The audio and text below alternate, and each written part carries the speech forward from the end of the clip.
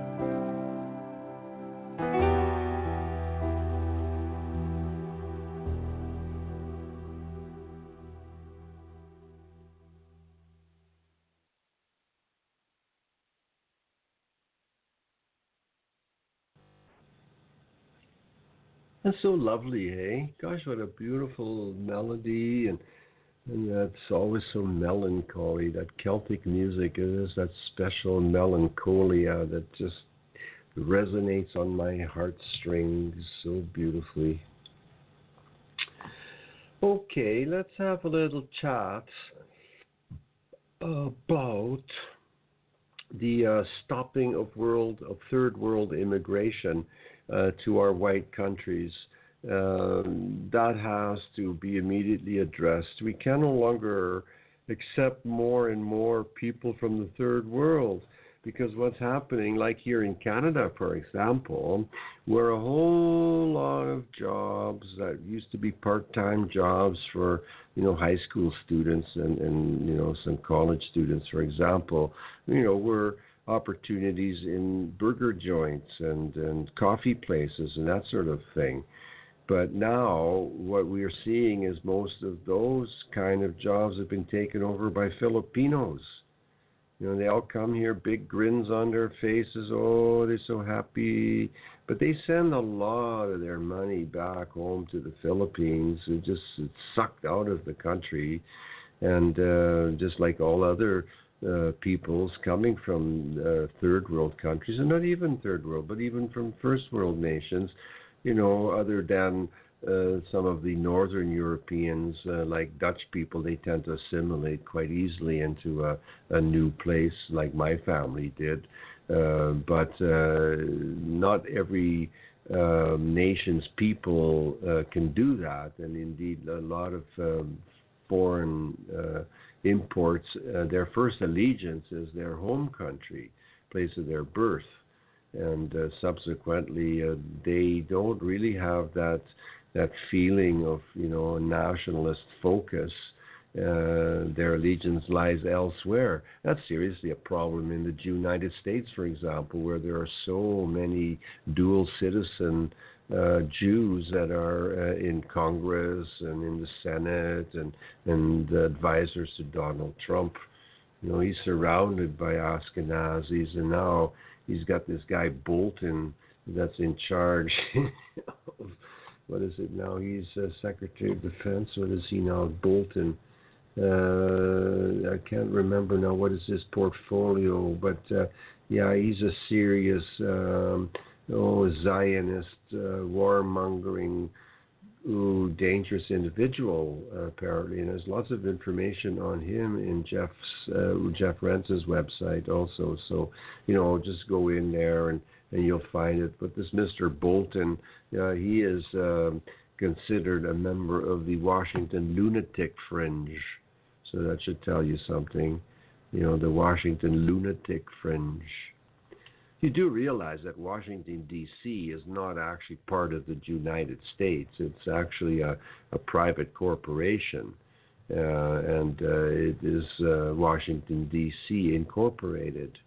Yeah, and that's essentially the story elsewhere. Government is a disease, and it really, you got to think of it that way. Democracy is a top-down tyranny of the masses, and this idea that we need to be, directed and controlled by governments, that we elect, a small number of people to represent millions of us. That's absolutely absurd. And then to think that your vote actually has some kind of a significance, it's also absurd. That idea, because, you with an IQ of 160, say, you have the same vote as the guy that has an IQ of 85. Black as coal and, retarded kind of guy, rescued some Nikes from a store in trouble during a riot.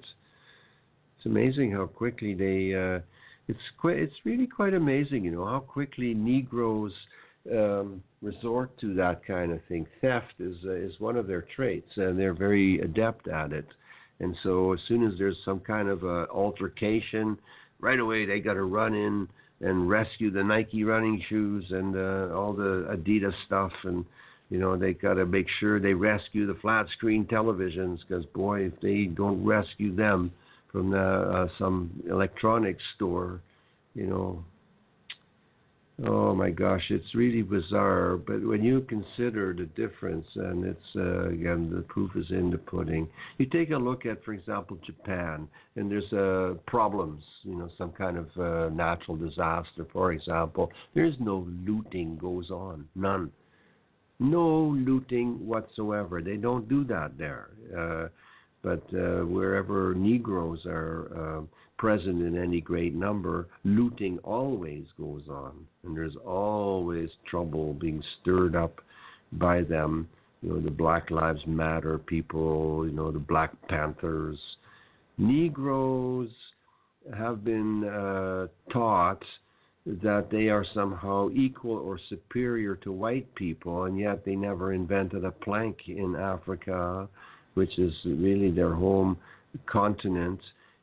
Really, white people should never have gone in there. They should have, basically paid closer attention to the Negroes in Negro land and just kind of left them there to their own devices. We could have maybe kept Africa as some sort of huge zoo exhibit. Really, truly, when you go visit some of these traditional African villages, they're called kraals. You can smell them from some distance away because, of course, if you look at the photographs of those villages, you don't see any outhouses. You don't see any. They just go off into the bush and do their business, just like they're a little bit. Something like a cat, a house cat, goes to his little toilet box, scratches up some dirt, poops in there, and then covers it over. I'm not sure if the Negroes even bother to cover it over, quite frankly. And we are starting to see that now in culturally Marxified, libtarded cities where it's now okay for Negroes to poop and pee on sidewalks. And in fact, I think it was in Seattle, some moron city councilor suggested that there was some kind of a racist act to wash the sidewalks free of the defecations, of the feces, and to clean the walls against which the Negroes have peed. It is insane what is happening. And when you take a look at, for example, the Champs-Élysées in Paris and areas in Paris now where these third world, fourth world, bug-riddled, disease-riddled, chimp hybrids with an IQ of 60 or less, have set up their homes, if you will, on the sidewalks. The entire place reeks of urine and poop, and they've got mattresses with bugs, and they're crawling with bugs. I've seen close-ups. Ooh, sometimes you just wish you hadn't seen, sometimes you're poking around the internet, and you see some photographs, and you go, oh my gosh, I wish I hadn't seen it, because you can't unsee it, and that is an issue. So I do warn you that if you do start looking into the videos and the photographic evidence that's coming out of South Africa, say on Jeff Rentz's site and other places, I warn you, some of the imagery, like I say, you can't unsee it once you've seen it, and but if you are seeing it and do take a chance to see these images, they are very very horrific, and that may spur you on to do something that you can in fact do, some of the things that I've suggested. If some of you have any kind of amounts of money, maybe get some friends that have money, whatever, pool some resources and maybe put up a billboard along a place on the highway where lots of traffic flows by. Try to keep the message simple. Stop third world immigration, big letters. Maybe a picture of three Muslims in their black garbage bags with eye holes. whoever came up with the idea of a burqa to cover up a woman like that, or even the hijab? I mean, in the 50s, women wore scarves in Europe too. My mom wore hair, scarves. My mom had this absolutely beautiful, thick brown hair. My mom's a really good-looking woman, still is, and she's 93. But she would wear headscarf. But that women did. They wore scarves, to keep dust and crap out of their hair. But they weren't all, decked out looking like nuns, and that certainly isn't part of our culture. But this complete covering up of a woman, so just her eyes are showing, really it is not a very good thing to do. It's really a misogynistic practice, because those women are deprived of sunshine. And I even saw a video of a Muslim man sitting with his wives. He had three. Yeah, they were sitting at a table, and they were all in burqas, these women, and they were eating spaghetti. It was in Italy.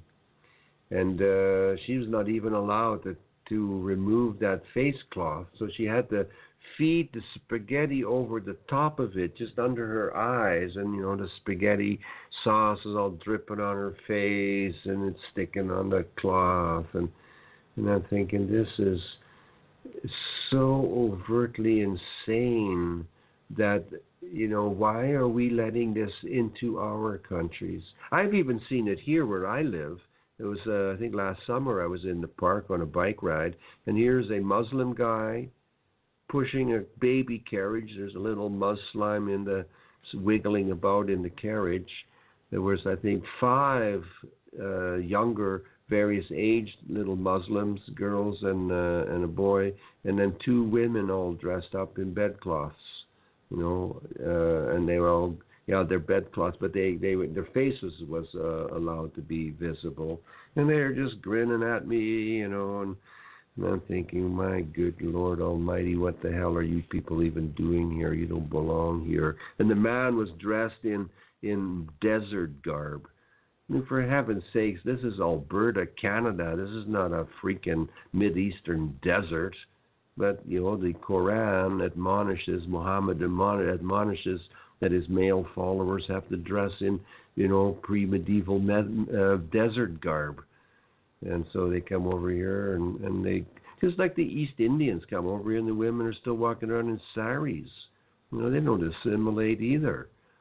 And so, I'm not a big fan of importing other, like, third world nation people into our first world nations, into our white nations.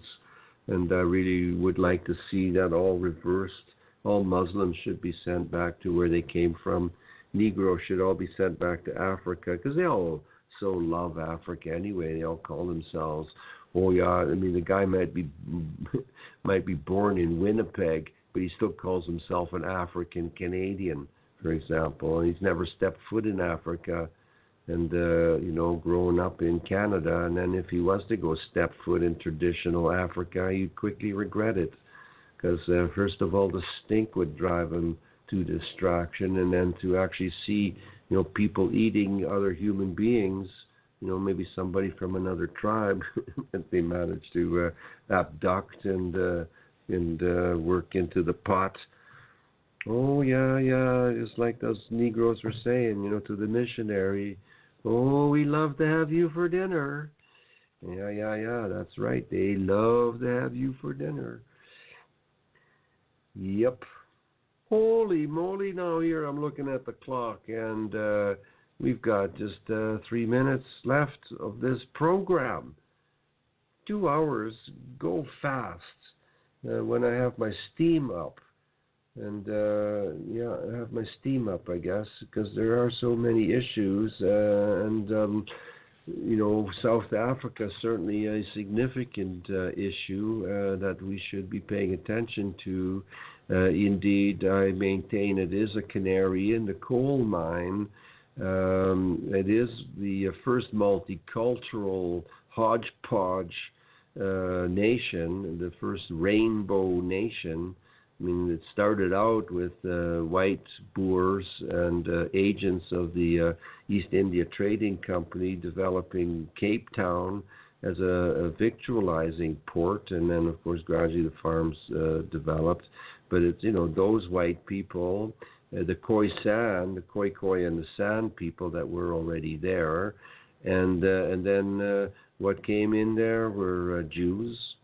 Of course, the moment there's shekels to be made, Jews come there, and then they set up their various enterprises to relieve people of their shekels. And then came in people from China and like Indonesia, the Malay Peninsula, and East Indians. The ancestors of the Guptas that are also very significant financial presence in South Africa. And then 150 years, I think around 1800, is when the Negroes started, coming south and killing and pillaging and plundering and stealing their way. And now they are claiming they own the land down there, and they never developed any of it. So, it's a total false claim. And indeed, the white people there are seriously in danger. And so, people, please wake up. White people, start taking action. Those of you who want to help out Monica Schaefer, just listen to Down the Rabbit Hole on Friday morning on Euro Talk Radio. Well, whatever hour it is playing in your nation. But for me, it's in the morning at 8 a.m. Mountain Standard Time. It's Down the Rabbit Hole with Alfred and Allison and Gertjan and Andrew Carrington Hitchcock. And so you can find our programs archived on his website, andrewcarringtonhitchcock.com. So I suggest you go there. Check out my website, stratofuricus.com. Tune in to my show on Friday evening, Radio Free Stratofuricus, and I'm sure I will help to take you down some other rabbit hole adventures of information and ideas and things. Monica Schaefer certainly would love to receive your letters, and addresses for her prison are readily available. So just do a Google on that and look into our radio program information. So anyway, ladies and gentlemen, thank you so much for tuning in, and let's hope that we can realize the goal of a free nation, the sovereign state of Good Hope within short order, and to save the beleaguered white people of South Africa. So thanks for listening, and I will be back next Tuesday, same time, same place.